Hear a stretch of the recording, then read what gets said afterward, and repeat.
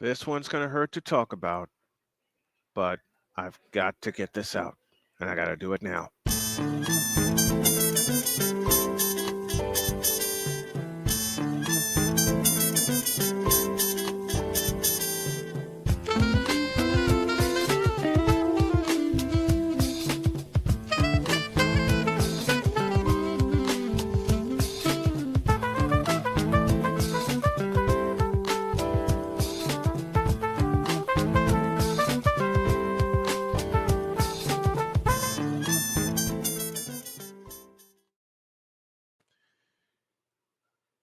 This one wasn't on the schedule, but it is now because I feel I have to talk about it.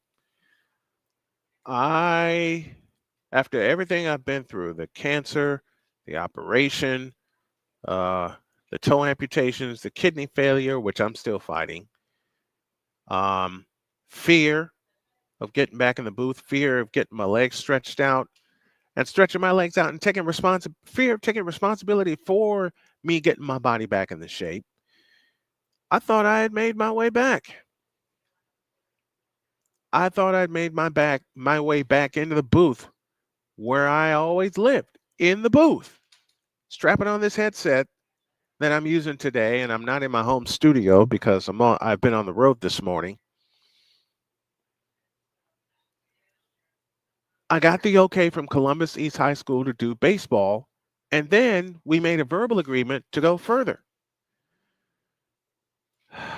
3 weeks in, I was finding my rhythm again. I was connecting with the fans, I was connecting with the players, and in the snap of a finger after a Friday night game, it was gone. Just like that.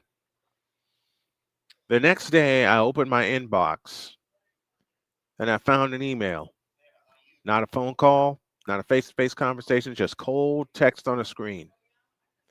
And that cold text on a screen to me said, "We heard some things during your broadcast Friday night that didn't meet our community standards. Therefore, we are pulling your rights to broadcast our games." No explanation, no warning, no nothing. Just out. And I got to tell you all honestly, in many ways to this day, it broke me. It shattered my confidence in a way that I still feel to this moment. Forget about this day, to this moment. I think I know what really happened. There was a person that I once upon a time called a friend who showed up in my chat room that Friday night as I was live streaming. He repeated the ugliest, most vicious lie ever thrown at me, that I was a pedophile, that I had touched students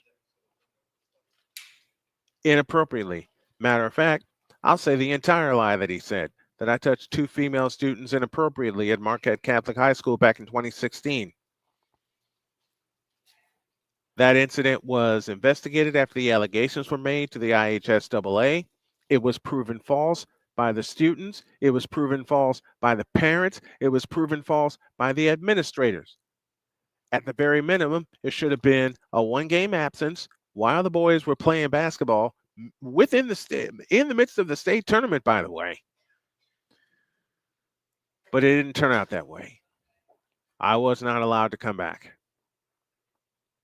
I thought that was put to rest after that. I moved on to Hebron and then to a couple of other schools. I found success with Michigan City, but it's been a bounce around since then. But lies don't die easy.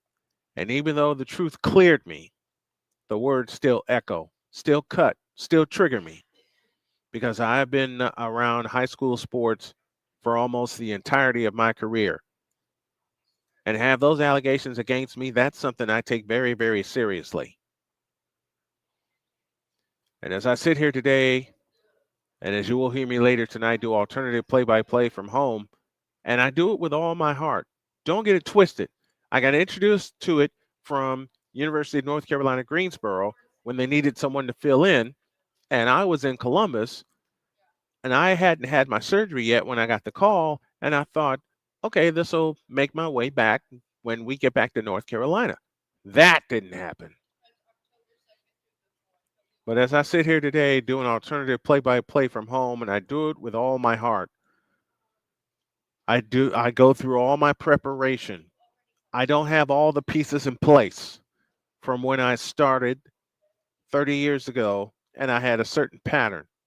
And I'm trying to reinvent that. I'm trying to reinvent that pattern.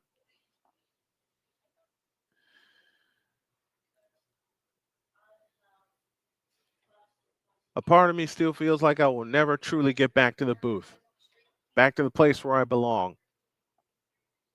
That email that I got in April of this year that pulled me away from Columbus East, it stole a piece of me. Let me be real. It stole a chunk of me. It mentally and emotionally, and in many cases physically, stole a chunk of me. It took a part of me away that I love doing. It took a part of me away that I sometimes feel I'll never get a chance to do again. And I hate that feeling.